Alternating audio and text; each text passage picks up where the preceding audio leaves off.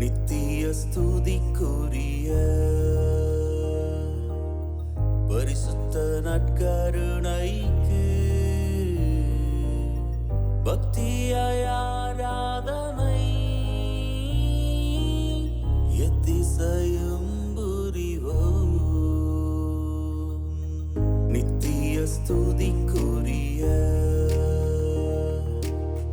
பரிசுத்த நற்கருணைக்கு பக்தியாய் ஆராதனை எத்திசையும் புரிவோம். நித்திய ஸ்துதிக்குரிய பரிசுத்த நற்கருணைக்கு பக்தியாய் ஆராதனை எத்திசையும் புரிவோம். நற்கருணை ஆண்டவருக்கு ஆராதனை புரிந்திடுவோம். நற்கருணை ஆண்டவரே, உம்மை ஆராதிக்கிறோம். நற்கருணையில் வீற்றிருப்பவரே, உம்மை ஆராதிக்கிறோம். இந்த உலகத்தையே படைத்தவரே, உம்மை ஆராதிக்கிறோம். எங்களை படைத்தவரே, உம்மை ஆராதிக்கிறோம். எங்களுக்கு வாழ்க்கை கொடுத்தவரே, உம்மை ஆராதிக்கிறோம். இந்த வாழ்க்கையில் எங்களோடு வாழ்பவரே, உம்மை ஆராதிக்கிறோம். எங்களோடு கூடவே வழி நடக்கிறவரே, உம்மை ஆராதிக்கிறோம். எல்லா வேளைகளிலும் எங்களோடு பக்க பலமாக நிற்கிறவரே, உம்மை ஆராதிக்கிறோம்.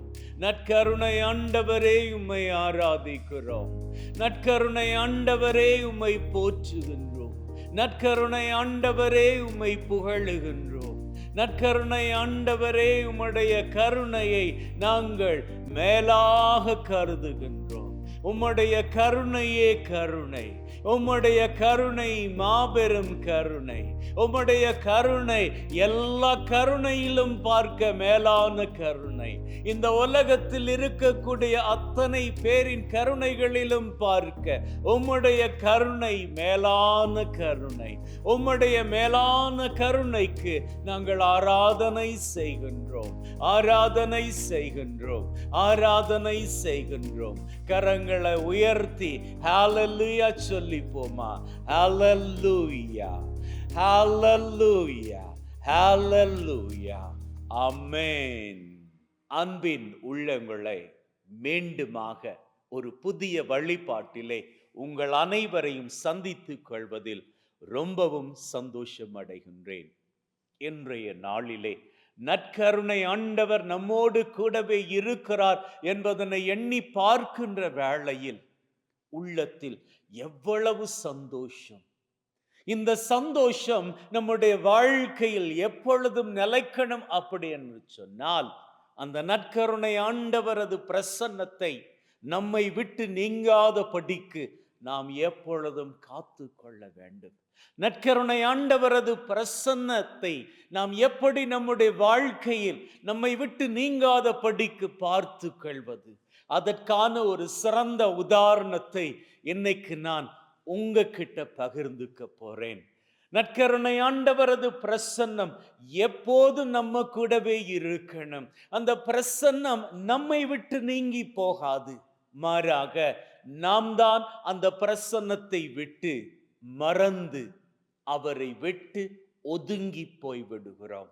அந்த சூழ்நிலை நம்முடைய வாழ்க்கைக்குள் வந்துவிடக்கூடாது என்றால் நற்கருணை ஆண்டவரது பிரசன்னம் எப்போதுமே நம்ம கூடவே இருக்கணும் அப்படின்னு சொன்னால் அதற்கான உதாரணத்தை தான் இன்னைக்கு நான் உங்ககிட்ட பகிர்ந்துக்க போகின்றேன். நற்கருணை ஆண்டவரது பிரசன்னம் செழிப்பின் பிரசன்னம், மகிழ்வின் பிரசன்னம், ஆசிரின் பிரசன்னம், ஆரோக்கியத்தின் பிரசன்னம். இந்த பிரசன்னம் எப்போதும் நம்ம கூடவே இருக்கணும் அப்படின்னு சொன்னா, நாம் இந்த பிரசன்னத்தை விட்டு நீங்க கூடாது அப்படின்னு சொன்னால் சமயங்களில் நாம் அவரை கெட்டியாக பற்றி பிடித்து கொள்ளணும். அவர் நம்மை எப்பொழுதும் பற்றி பிடித்து கொண்டுதான் இருக்கிறார். ஆனால் நாம் தான் அவரை விட்டு விலகி கொண்டு போகின்றோம். சமயங்களில் நாம் அவரை விட்டு விலகி கொண்டு போவது கூட நமக்கு தெரிவதில்லை. Because we are too busy with our worldly thing. I'm not trying to be judgmental. I'm not trying to pass judgment over anybody present here. யார் மீதும் நான் தீர்ப்பு சொல்லுவதற்காக முயற்சி செய்யவில்லை. மாறாக வாழ்க்கையில் நடந்து கொண்டிருக்கக்கூடிய காரியங்களை குறித்து தான் சொல்லுகின்றேன். நற்கருணை ஆண்டவர் தன்னுடைய சொட்டையின் மறைவில் தான் நம்மை வைத்து இருக்கிறார். இருந்தாலும் நாம் நம்முடைய அன்றாட காரியங்கள் மூலமாக, நம்முடைய அன்றாட வாழ்க்கை பழுக்களின் மூலமாக அவரோடு கூடவே இருக்கிறோம் என்பதனை உணர்ந்து கொள்ளாமல் அவரை விட்டு மனதளவில் விலகி போய்விடுகிறோம். அப்படி நாம் விலகி போகுவதனால் அவரது ஆசிரையும் ஆரோக்கியத்தையும் மகிழ்வையும் நன்மைத்தனத்தையும் அமைதியையும் நம்முடைய வாழ்க்கையிலிருந்து இழந்து நிற்கின்றோம். இப்பேற்பட்ட சூழ்நிலையில் இருக்கக்கூடிய நமக்கு இன்னைக்கு வேதம் ஒரு ஆசிரின் செய்தியை கொடுக்கின்றது. அந்த ஆசிரின் செய்தி மாற்கு நற்செய்தி 5வது அதிகாரத்தில் காணப்படுகின்றது. அன்னைக்கு இயேசு கிறிஸ்து ஆண்டவர் வாழ்ந்த காலத்தில் அவரது பிரசன்னம் இந்த உலகத்தின் மீது இருந்தது. உலகத்திலேயே அவர் மனுஷனாக பிறந்து தன்னுடைய பாதங்களை இந்த பூமியில் பதித்து தான் அவர் நடந்தார். அப்படி பதித்து நடந்த வேளையில் இந்த பூமி மீது அவரது பிரசன்னம் இருந்தது. அவரது பிரசன்னம் இந்த பூமி மீது இருந்தாலும் கூட எத்தனை பேர் அவரோடு இணைந்து இருந்தார்கள்? அன்னைக்கு கூட 2000 வருஷங்களுக்கு முன்னாடி கூட எத்தனையோ பேர் அவரது பிரசன்னம் அவர்களோடு இருந்தும் கூட அவர்கள் அவரை விட்டு விலகித்தான் இருந்தார்கள். அப்படி விலகி இருந்தவர்கள் அவரது பிரசன்னத்தை, அவரது ஆசிரை, அவரது ஆரோக்கியத்தை, அவரது மகிழ்வை, அவரது அமைதியை, அவர் தரக்கூடிய நன்மையின் வாழ்க்கையை மிஸ் பண்ணாங்க. ஆனால் அதுவே அவரது பிரசன்னத்தை உணர்ந்து கொண்டு அவர் அன்னை ஓடி வந்த அநேகர், குருடர்கள் பார்வை பெற்றார்கள், முடவர்கள் துள்ளி குதித்து ஓடினார்கள், ஊமையர்கள் பேசினார்கள், பேய் பிசாசுகளின் கட்டுக்களில் இருந்தவர்கள் விடுதலையாகினார்கள், பில்லி சூனிய கட்டுக்கள் எல்லாம் அருந்து போயின, குடும்பத்தில் இருந்த பிரச்சனைகள் நீங்கி போயின, சண்டை சச்சரவுகள் எல்லாம் நல்லுறவுக்கு வந்து சேர்ந்தது. இப்பேற்பட்ட சூழ்நிலைக்கெல்லாம் காரணம் என்ன? இயேசுவின் பிரசன்னத்தை உணர்ந்து அவரை தேடி வந்ததுதான் அதற்கு காரணம். ஆகவே இயேசு ஆண்டவர் எப்பொழுதுமே, அன்னைக்கு மாத்திரம் அல்ல, இன்னைக்கும் நம்ம கூட தான் இருக்கிறார். அவர் வேதத்தில் சொல்லி இருக்கிறார், நான் உன்னை விட்டு விலகுவதும் இல்லை, உன்னை கைவிடுவதும் இல்லை. கைவிடுவது இல்லை அப்படின்னா என்ன தெரியுமா? அவர் நம்ம பிடிச்சுக்கிட்டு இருக்கிறாரு. நாம அவரது கரங்களை உதறி தள்ளிட்டு போனாலே ஒழிய அவர் நம்மை கைவிடவே மாட்டார். அதுதான் அவர் நம்மை கை நெகிழாத தன்மையாகும். அவர் நம்மை பற்றி பிடித்து கொண்டுதான் இருக்கிறார். அப்போ நாம என்ன பண்ணிக்கணும்? நாம அவரை நோக்கி வர வேணும். மாற்கு நற்செய்தி 5வது அதிகாரத்துல 12 வருஷ காலமாக ஒரு பெண்மணி, அவளுக்கு இரத்த போக்கு அப்படி என்கின்ற வியாதி. 12 வருஷ காலம் அப்படி என்று சொல்லுவது ஒரு அதிகமான காலம் அப்படின்னு நம்ம கருதிக்கலாம் இல்லையா? ஏன்னா 1 மாதம், 2 மாதம், 5 மாதம், 1 வருஷம், ஒரு 2 வருஷம், 12 வருஷ காலம் அப்படின்னு சொன்னா அது எவ்வளவு அதிக நாட்கள். அந்த 12 வருஷ காலமாக அவளுடைய வாழ்க்கை எவ்வளவு வேதனைக்குள் இருந்திருக்கணும். அப்படி வேதனைக்குள் இருந்த அந்த சூழ்நிலையில அவளால அந்த சமூகத்துல பப்ளிக்காக நடமாட முடியல. ஏன்னா இந்த இரத்த போக்கோடு இருக்கிறவர்களை அன்றைய சமூகம் ஒதுக்கி வைத்திருந்தது. They were prohibited for any public events, and they could not go for any public events because They were considered to be prohibited people.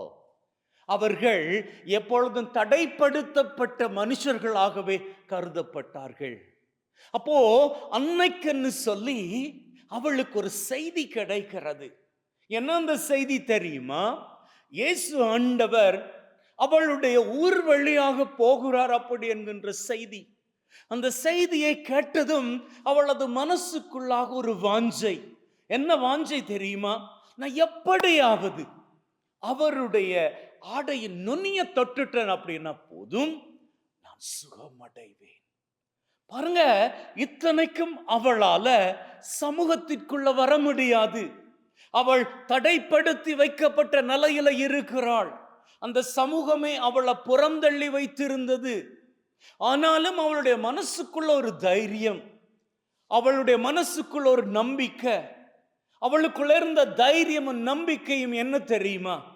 நிச்சயமாக என்னால் இயேசு கிறிஸ்து ஆண்டவரை போய் சந்திக்க முடியும், அவரை நான் தொட முடியும், அவரது ஆடையின் நுனிய என்னால தொட்டுக்க முடியும். எப்படிங்க சாத்தியம்? இவள் அந்த கூட்டத்துக்குள்ள வந்தா கூட, இயேசு ஆண்டவர் போகின்ற பொழுது அவரை பின்தொடரக்கூடிய கூட்டம் இருக்கிறது. அந்த கூட்டத்திற்குள்ள இவள் வந்தா கூட அங்க ஒருத்தர் இவள் அடையாளம் கண்டுட்டா இவள் அடிச்சு விரட்டிடுவாங்க. ஆனா அந்த சூழ்நிலையிலையும் அவள் மனசுக்குள்ள தைரியத்தோடு நம்பிக்கையோடு முடிவெடுக்கிறாள். பார்த்தீங்களா? யார் என்ன பண்ணாலும் காரியம் இல்லை, என்னை யாரு அடிச்சு வரசினாலும் காரியம் இல்லை. எனக்கு தேவை என்னுடைய ஆரோக்கியம். என்னுடைய ஆரோக்கியம் நான் எந்த மருத்துவர்களிடம் போனேனோ அவர்களிடம் கிடையாது. நான் என்னென்ன மருந்து மாத்திரைகள் எடுத்தேனோ அவற்றில் கிடையாது. என்னுடைய முயற்சிகளில் கிடையாது. நான் இத்தனை வருஷ காலமாக எடுத்த முயற்சிகளில் கிடையாது. மாறாக இன்னைக்கு நான் தைரியத்தோடும் நம்பிக்கையோடும் எடுக்கக்கூடிய இந்த ஒரு முயற்சியில இருக்குது. அவள் ரொம்ப ஸ்ட்ராங்கா இருந்தாள். உங்க வாழ்க்கையில இத்தனை வருஷ காலமாக நீங்க எதிர்பார்த்த காரியம் கைகூடி வரல. நீங்க எத்தனையோ முயற்சிகள் பண்ணிட்டீங்க. குழந்தை வரத்திற்காக எத்தனையோ இடங்களுக்கு போயிட்டீங்க, எத்தனையோ ட்ரீட்மெண்ட் பார்த்துட்டீங்க. 2 வருடம் 5 வருடம் 10 வருடம் ஆகிவிட்டது. இதுவரைக்கும் குழந்தை பாக்கியம் கிடையாது. இனி அவ்வளவும் தான், பிரயோஜனமே இல்லை. இனி உங்களது கருவறையில் குழந்தையை தாங்கிக்க முடியாது அப்படின்னு மெடிக்கல் சர்டிபிகேட் சொல்லுது. மெடிக்கல் சர்டிபிகேட் உண்மைதான். இப்போ என்னுடைய கேள்வி, அந்த மெடிக்கல் சர்டிபிகேட்டை நம்பிக்கிட்டு நீங்க மெய்யான தெய்வமாகிய நற்கருணை ஆண்டவர் மீது நம்பிக்கை இழந்து இந்த மெடிக்கல் சர்டிபிகேட்டை மாத்திரம் வைத்து கொண்டு வாழ போறீங்களா? அல்லது அந்த பெண்ணை போன்று உண்மைதான் 12 வருஷ காலமாக எந்த பலனும் இல்லைதான், ஆனால் இன்னைக்கு எனக்கு தைரியம் இருக்குது, எனக்கு நம்பிக்கை இருக்குது, இயேசு மேல நம்பிக்கை இருக்குது. சூழ்நிலை எவ்வளவு மோசமாக இருந்தாலும் காரியம் இல்லை, நான் போவேன். அந்த கிரௌடுக்குள்ள நான் போய் அவரது ஆடையின் நுனிய தொட்டா கூட எனக்கு சுகம் கிடைக்கும் அப்படின்னு புறப்பட்டு போனாலே அவளை போன்று நீங்க நற்கருணை ஆண்டவர் மீது உங்களது நம்பிக்கையை போட போகிறீர்களா? இதுவரை காலமும் உங்க பிசினஸ் ரொம்ப சூப்பரா தான் போய்கிட்டு இருந்துச்சு, உங்க ஃபேமிலி லைஃப் ரொம்ப சூப்பர். ஆனா திடீர்னு என்ன ஆச்சுன்னு தெரியல, ஏதோ ஒரு சரிவு, என்ன ஆச்சுன்னு தெரியல. உங்க பிசினஸ் எல்லாம் ரொம்ப லாஸ், உங்களது தொழில குழப்பம், குடும்பத்துல பிரச்சனை, கணவன் மனைவி கிடையில புரிந்துணர்வு இல்லாம அடிக்கடி சண்டை போட்டுக்கிறீங்க. இதுவரைக்கும் உங்க சொல்லு பேச்சு கேட்ட உங்க பசங்க இப்ப அந்த சொல் பேச்சு கேட்கிறாங்களே இல்ல, என்னாச்சு அப்படின்னு தெரியல. என்ன பண்றது? மந்திரன்றாங்க, சூனியம் அப்படின்றாங்க. எங்க போறது, என்ன பண்றது, எங்கு போவது, என்ன பண்றது அப்படின்னு தெரியலையா? நம்பிக்கையோடும் தைரியத்தோடும் முடிவெடுத்து நற்கருணை ஆண்டவரின் பிரசன்னத்துல உங்களை போட்டு ஜெபிங்க, உங்களை ஒப்பு கொடுத்து ஜெபிங்க. அவர்கிட்ட வாங்க. முடியலையா? முயற்சி செய்யுங்க. இந்த சூழ்நிலையில உங்களால முடியல, ஏன்னா உங்க நம்பிக்கை எல்லாம் போயிடுச்சு. உங்களை நம்பினவங்க கால்வாரிட்டாங்க. அதனால என்னங்க, அவ்வளவு தானா? வாழ்க்கை முடிஞ்சிருச்சா? கிடையாதுங்க. அன்னைக்கு அவள் அப்படி நினைக்கலையே. 12 வருஷ காலம் போராடிட்டு இனி என்னுடைய எஞ்சிய நாட்களை நான் இப்படியே கழிச்சிடுறேன் அப்படின்னு அவள் இருக்கலையே. எனக்கும் ஒரு வாழ்க்கை இருக்கிறது. என்னுடைய எஞ்சிய வாழ்க்கையை என்னுடைய முந்திய வாழ்க்கை போன்று வாழாமல் நான் ஆசிரியரின் வாழ்க்கை வாழப் போகிறேன் அப்படின்னு சொல்லி முடிவெடுத்து தாங்க அவள் தைரியத்தோடு நம்பிக்கையோடும் அந்த கூட்டத்திற்குள்ள நுழைந்தாள். அப்படி அவள் அந்த கூட்டத்திற்குள்ள நுழைந்த வேளையில பெரிய ஆச்சரியம். யாருமே அவளை கண்டுக்கல, யாருமே கண்டுக்கல. அவள் முயற்சி செய்து போய்கிட்டே இருக்கிறாள். இயேசு ஆண்டவர் நடந்து போய்கிட்டு இருக்கிறாரு.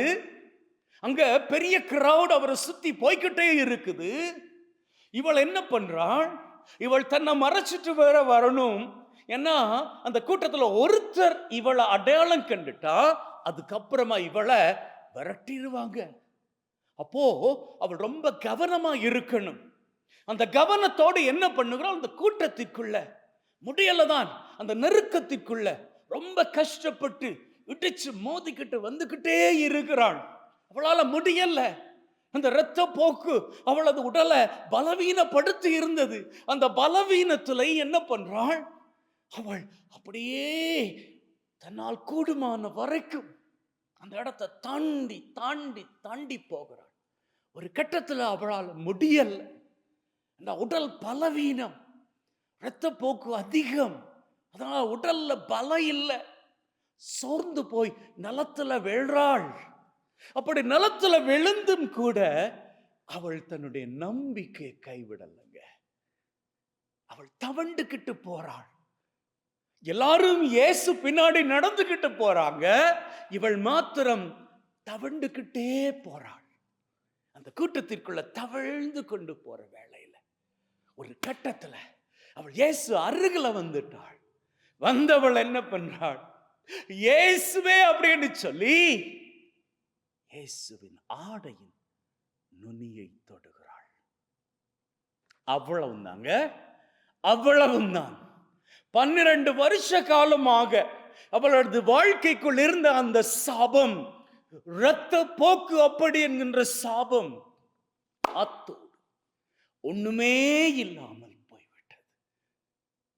அந்த நேரத்துல அவள் இயேசுவின் ஆடையை தொட்டதுமே இயேசு நின்னாரு. நின்னவர் அவங்க எல்லாருக்கிட்டே ஒரு கேள்வி கேட்கிறார். யார் என்ன தொட்டது? பாருங்க, அங்க எத்தனையோ நூற்றுக்கணக்கான ஜனங்கள், அவர்கள் அத்தனை பேரும் இயேசு மேல உரசிக்கிட்டு தான் போறாங்க. அப்படி அவங்க உரசிக்கிட்டு போயும் கூட இயேசு அதுவரைக்கும் கேட்காத அந்த வார்த்தைகளை இப்போ இவள் இயேசுவின் ஆடையின் நுனியை தொட்டதுமே கேட்கிறார். உடனே இயேசுவின் சீடர்கள் என்ன தெரியுமா பதில் சொன்னாங்க? என்ன ஆண்டவரே கேள்வி இது! உம்மை சுத்தி எத்தனை பேர் உரசிக்கிட்டு வர்றாங்க. அப்படி இருக்கும்போது யாரோ ஒருத்தர் உம்மை தொட்டதாக நீர் சொல்லுகிறீரே, அது எப்படி? அன்பின் உள்ளங்களே, அன்னைக்கு நூற்றுக்கணக்கானவர்கள் இருந்தார்கள் தான், இயேசுவை பின்தொடர்ந்தார்கள் தான். ஆனால் அதுல யாருக்குமே அற்புதம் நடக்கல. மாறாக இயேசுவை நம்பிக்கையோடு அவரது ஆடையின் நுனியை தொட்டால் பாருங்க, அவளுக்கு மாத்திரமே நன்மை நடந்தது. உங்களை சுத்தி எத்தனையோ பேர் இருக்கலாம். உங்களை போல எத்தனையோ பேர் பிசினஸ்ல டவுனா போய் இருக்கலாம். உங்களை போல எத்தனையோ பேர் வியாதியின் படுக்கையில இருக்கலாம். உங்களை போல எத்தனையோ பேர் மந்திர பில்லி சூனிய கட்டுக்களுக்குள் இருக்கலாம். உங்களை போல எத்தனையோ பேர் வெளிநாட்டு பயணம் தோற்று போன நிலையில இருக்கலாம். உங்களை போல எத்தனையோ பேர் இன்னைக்கு தோல்வியின் உச்சக்கட்டத்தில் இருக்கலாம். ஆனால் உங்களுக்கு ஆண்டவரது வாய்ப்பும் ஆசீர்வாதம் இன்னைக்கு வந்து சேரப்போகிறது. ஹல்லேலூயா, ஹல்லேலூயா. எப்படின்னுலாம் தெரியாதுங்க. இன்னைக்கு உங்களுக்கு அவரது வல்லமை புறப்பட்டு வந்து உங்களுக்கான விடுதலையும் வெற்றியையும் தரப்போகிறது. ஹalleluya, ஹalleluya. அன்னைக்கு அத்தனை பேர் இருந்தாங்க. அத்தனை பேரும் இயேசுவ ஏதோ உரசிக்கிட்டு தான் போனாங்க. ஆனா இவள் மாத்திரமே தொட்டாள். நீங்க இயேசுவை தொட தயாராக இருக்கிறீங்களா? தொடுங்க, உள்ளத்தால தொடுங்க. உங்களது தோல்விகளை பார்க்காதீங்க, உங்களது வேதனைகளை குறித்து வருந்திக்கிட்டு இருக்காதீங்க. முயற்சியை போட்டு ஆண்டவர் மீது நம்பிக்கை வைத்து அவருக்கிட்ட வாங்க.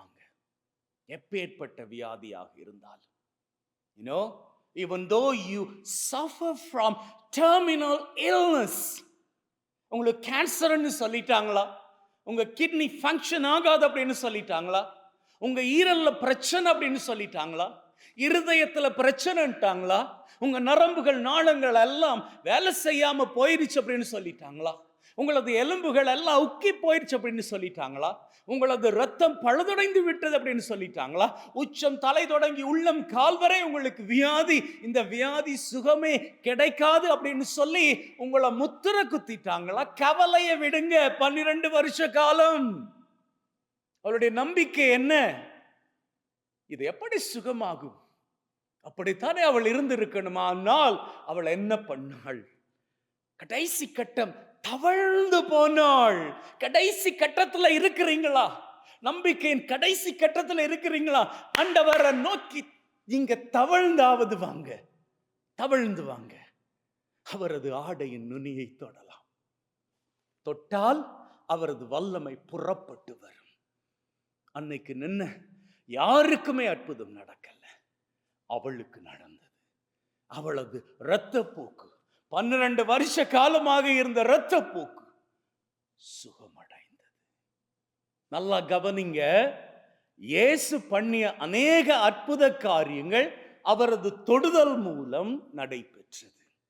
அவர் குருடனை தொட்ட பொழுது அவனுக்கு பார்வை வந்தது. ஊமையனை தொட்ட பொழுது அவனுக்கு வார்த்தை வந்தது.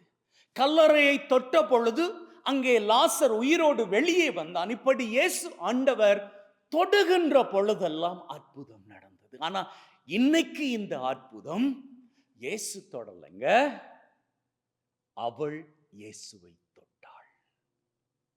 அநேக தடவையில இயேசுவின் தொடுதலுக்காக நாம காத்து கொண்டு இருப்பதை நிறுத்தி கொண்டு நாம அவரை தொடுவதற்காக புறப்பட்டு போகணும்.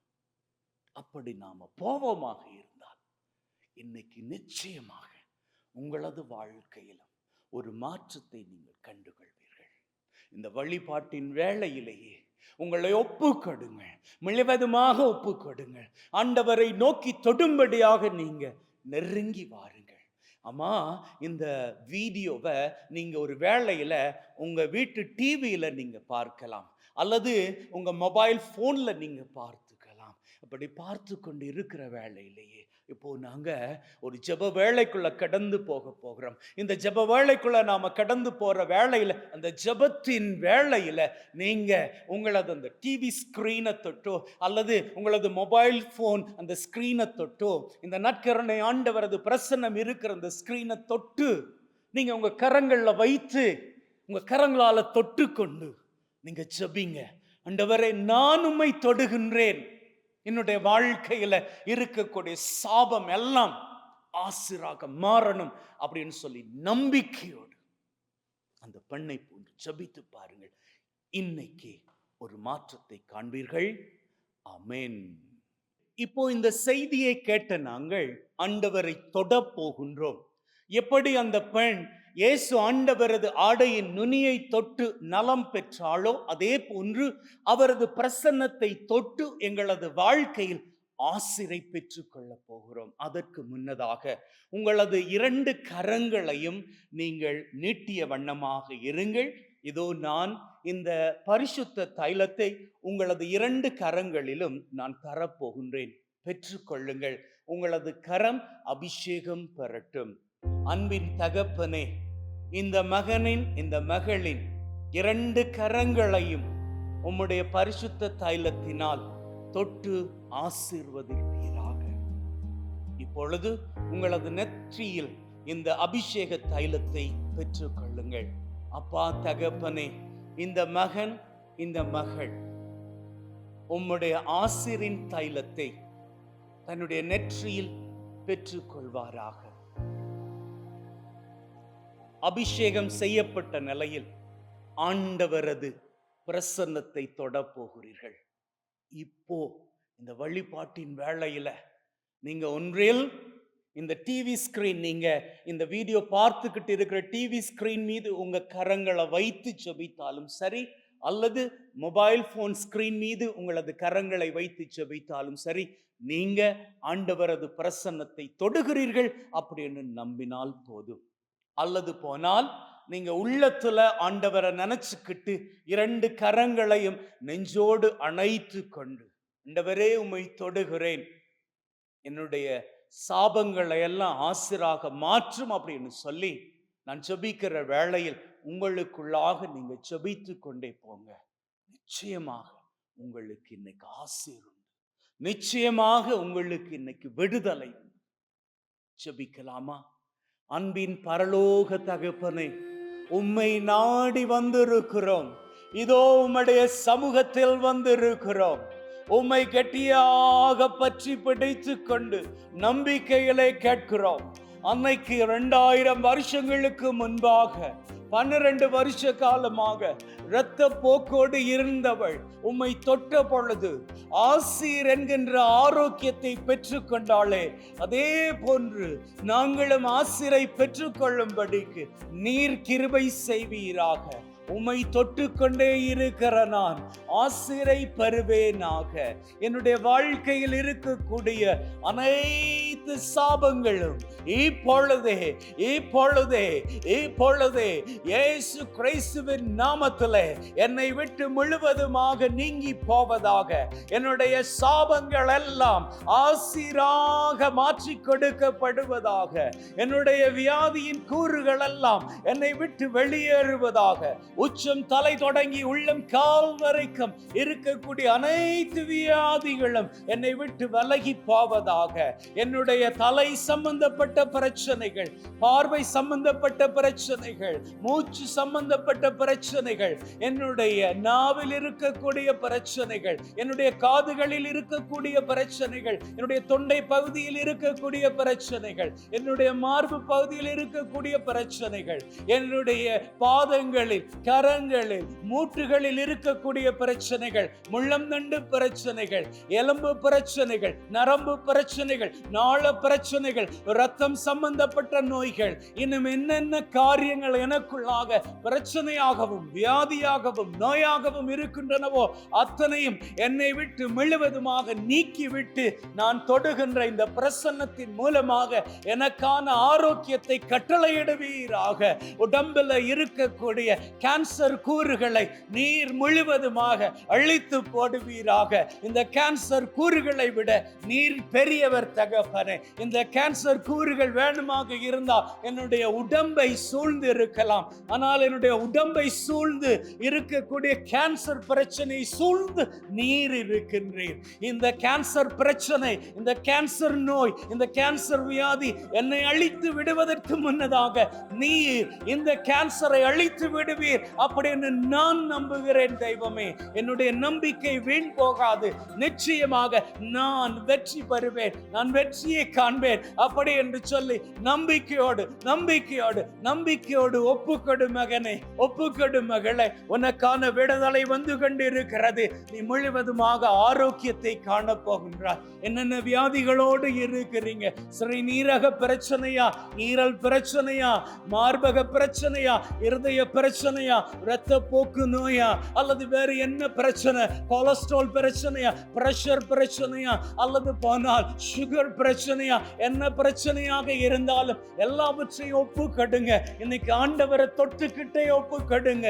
இந்த ஆண்டவர் தான் அன்னைக்கு விடுதலை கொடுத்தவர், இன்னைக்கு உயிரோடு இருக்கிறார். அவர் முத்புதரிலே மோசேயை பார்த்து சொன்னார், மோசே, நான் சாதாரணமானவன் கிடையாது.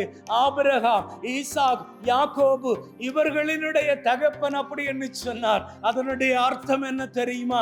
அவரு மரித்து போனவர்களின் தகப்பன் கிடையாது, மரித்து மரித்து போனவர்களின் கடவுள் கிடையாது, வாழுகின்றவர்களின் கடவுள். கடவுள் வாழுகின்றவர், இன்னைக்கும் வாழ்ந்து கொண்டு இருக்கிறார். நற்கருணை பிரசன்னத்தின் மூலமாக வாழ்ந்து கொண்டு இருக்கிறார். அவர் உங்களுக்காகத்தான் வாழ்ந்து கொண்டு இருக்கிறார். இதோ உலகம் முடியும் வரை என்னாலும் உன்னோடு இருக்கிறேன் என்று சொன்னவர் இன்னைக்கு உங்க கூடவே இருக்கிறார். அவரை விட்டு நீங்க வேணும்னா போயிருக்கலாம், ஆனால் அவர் உங்களை பார்த்து அன்னைக்கு சொன்ன அதே வார்த்தைகளை இன்னைக்கும் சொல்லுகிறார்.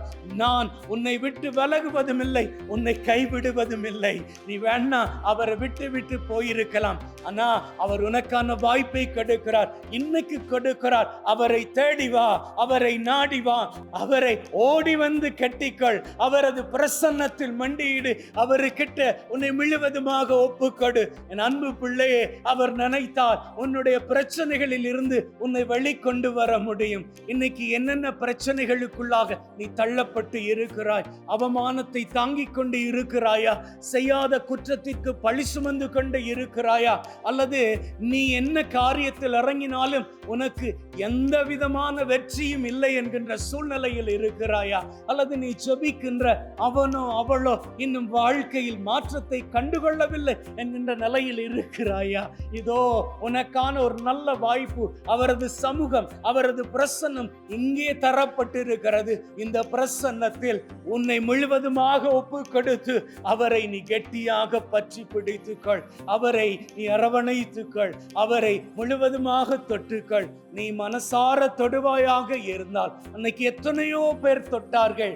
அவர்கள் தொட்டது இயேசுவை தொட வேண்டும் அப்படின்னு கிடையாது. ஏதோ இயேசு போகிறார், அவர் போகின்ற பாதையில நாங்களும் போகின்றோம் அப்படின்னு சொல்லிக்கிட்டு போனாங்க. இயேசுவை உரசிக்கிட்டு போனாங்க. ஆனா அவங்க அப்படி உரசி தொட்டு போற வேளையில இயேசு கிட்டே இருந்து வல்லமை புறப்பட்டு வரணும் அப்படின்னு எதிர்பார்க்கல. ஆனா இந்த பெண் மாத்திரம் அவர்கிட்ட இருந்து எனக்கு வல்லமை வேணும் அப்படின்னு சொல்லி தொட்டாள். அப்படி தொட்டதும் அவளுக்கான வல்லமை புறப்பட்டு வந்தது. இன்னைக்கு அதே மனநிலையோடு அவரை தொட்டுக்கள். ஆண்டவரே தொடுகிறேன், இன்னைக்கு வல்லமை புறப்பட்டு வரணும், எனக்காக நீர் இன்னைக்கு வல்லமையை அனுப்பி வைக்கணும் அப்படின்னு சொல்லி அவர் கிட்ட நீ கேட்டுப்பார். நீ கேட்டால் அவர் கொடுப்பார்.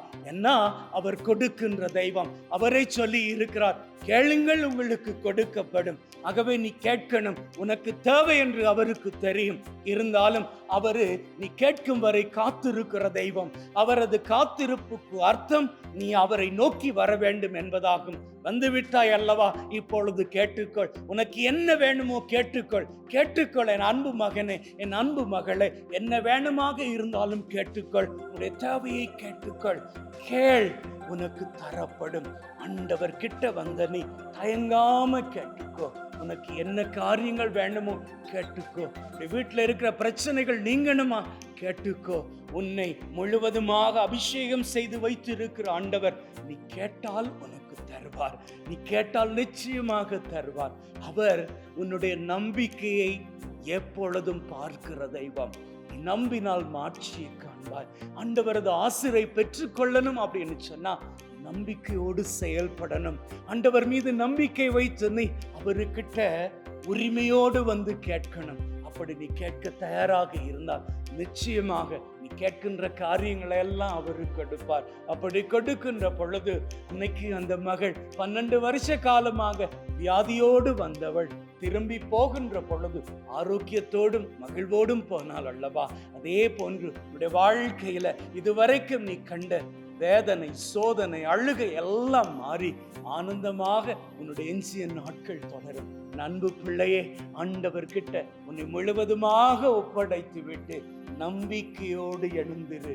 இன்னைக்கு உனக்கான வெற்றியின் நாள். இந்த வெற்றியின் நாள்ல ஆண்டவர் உன்னை முழுவதுமாக ஆசீர்வதித்து சிகரங்களுக்கு கூட்டிக் கொண்டு போக போகிறார். நிச்சயமாக நீ பார், உன்னுடைய வீட்டில் இருக்கிற பிரச்சனைகள் எல்லாம் நீங்க போகிறது. உன்னுடைய உடல்ல இருக்கிற வியாதி எல்லாம் உன்னை விட்டு போக போகிறது. உன்னுடைய கடன் பிரச்சனைகள் எல்லாம் உன்னை விட்டு கலைந்து போக போகிறது. எத்தனையோ காரியங்கள் உன்னுடைய மனசுல நினைச்சு ஜபிச்சல்ல, அத்தனையும் உன்னை விட்டு விலகி போக ஆசீர்வின் சிகரங்கள். ஆமென், ஆமென், ஆமென். அன்பின் உள்ளங்களே, நற்கருணை ஆண்டவரது ஆசிரை பெற்றுக்கொள்வதற்கு முன்னதாக நீங்கள் இப்பொழுது முன்னால் வைத்திருக்கக்கூடிய அனைத்து பொருட்கள் மீதும் ஆண்டவரது ஆசீரை பெற்று கொடுப்பேன்.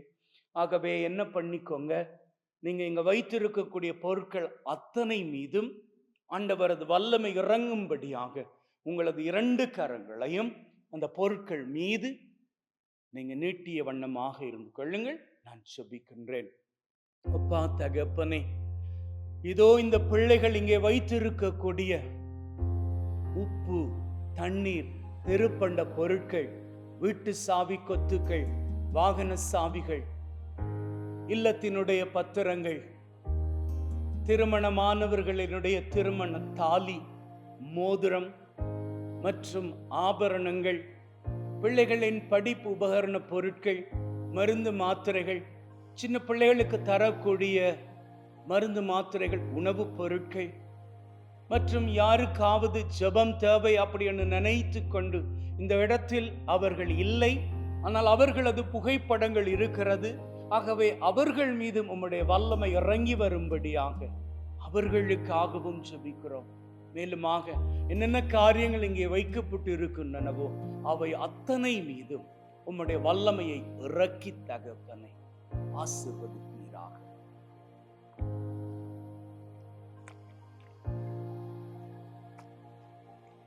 அன்பின் உள்ளங்களே, இப்பொழுது நாங்கள் மாண்புயரே பாடல் பாடி நற்கருணை ஆண்டவரது ஆசிரை வழங்குவோம். அப்படி நற்கருணை ஆண்டவரது ஆசிர் வழங்கியதன் பிறகு நீங்க என்ன பண்ணிக்கலாம், இந்த வீடியோவை திரும்பவும் பார்க்கின்ற பொழுது நான் ஆசிர் தருகின்ற அந்த தருணத்தை நீங்க உங்க வீடியோவில் எடுத்துக்கொண்டு உங்களது இல்லம் பூராக, கடை இருந்தால் கடை பூராக, அல்லது நீங்கள் தொழில் செய்கின்ற இடம் பூராக, வாகனம் பூராக, உங்களது வளவு பூராக நீங்க அந்த நற்கருணையினுடைய பிரசன்னத்தை எடுத்துக்கொண்டு செல்லலாம். அந்த வீடியோவை கொண்டு போகலாம். அப்படி கொண்டு போகின்ற வேளை உள்ளத்தில் சொல்லிக் கொள்ளுங்கள், ஆண்டவர் இந்த இடங்களுக்கெல்லாம் நடந்து வருகிறார், என்னோடு நடந்து வருகிறார், நான் அவரை தொட்டு கொண்டு வருகிறேன், அவர் என் கூடவே வருகிறார், இந்த இடங்கள் எல்லாம் ஆசீர் பெறும், என்னுடைய எண்ணங்கள் எல்லாம் நிறைவேறும். அப்படி என்கின்ற வைராக்கியத்தோடு நீங்கள் நடந்து வாருங்கள். நிச்சயமாக உங்களது வாழ்க்கையில் ஒரு பெரிய மாற்றத்தை, அதுவும் மகிழ்வின் மாற்றத்தை நீங்கள் கண்டு கொள்வீர்கள். இப்பொழுது முழந்தால் படியிட்டு மாண்புயரே பாடலில் அத்தனை பேரும் பங்கெடுத்துக் கொள்வோமா? வாருங்கள்.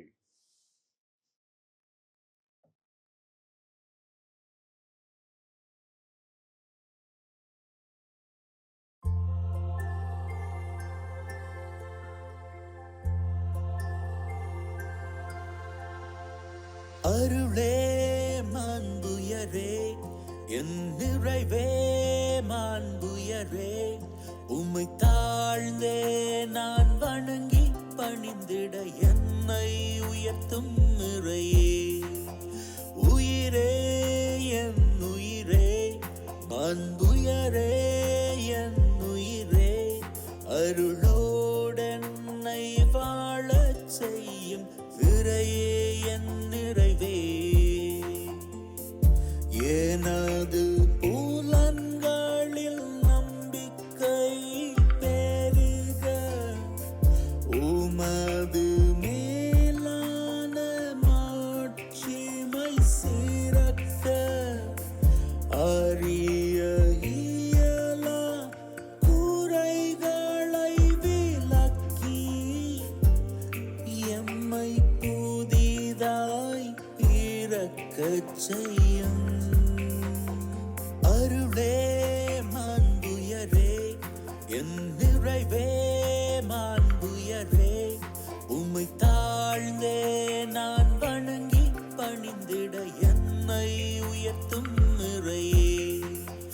உயிரே என் உயிரே, மாண்புயரே என் உயிரே, அருளோடென்னை வாழச் செய்யும் இறையே என் நிறைவே.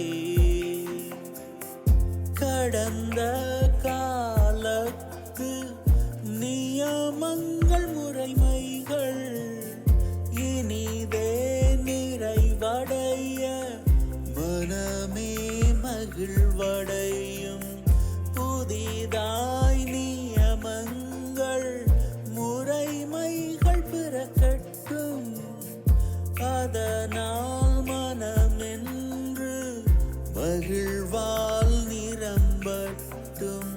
தந்தைக்கும் மகனுக்கும் மாட்சியே பெருகட்டும், தூய ஆவிக்கும் புகழ்ச்சியே ஓங்கட்டும். அளவிட முடியா மகிழ்ச்சியை திளைக்கட்டும், மூவரும் ஒருங்கே மாட்சிமை பெறட்டும். அருளே மாண்புயரே, என் நிறைவே மாண்புயரே, உம்மை தாழ்ந்தே நான் வணங்கி பணிந்திட என்னை உயர்த்தும் நிறையே. உயிரே என் உயிரே, மாண்புயரே என் உயிரே, அருளோடென்னை வாழச் செய்யும் இறையே என் நிறைவே. பரலோக அப்பத்தை எங்களுக்கு கொடுத்தருளினீரே, அதில் சகல மதுரமும் இன்பமும் உண்டாயிருந்தது. ஜெபிப்போமாக. அன்பே ஊற்றாகிய தகப்பனே, இந்த வெள்ளை நிற அப்பத்தில் எங்களுக்காக உம்முடைய திருக்குமாரன் இயேசு கிறிஸ்துவின் மகிமை நிறைந்த இனிமையான நினைவுகளை கொடுத்திருக்கின்றீரே. இந்த அப்பத்தை ஏறெடுத்து பார்க்கின்ற நாங்கள் வாழ்விலே எப்போதும் மகிழ்ந்திருக்கவும், அதன் வழியாக சிகரங்களை உயரங்களாக தொட்டு மகிழவும் நீர்தாமே கிருபை செய்தருள வேண்டும் என்று சிவியராய் வாழ்ந்து ஆட்சி செய்கின்ற உம்மை வேண்டுகின்றோம். ஆமென்.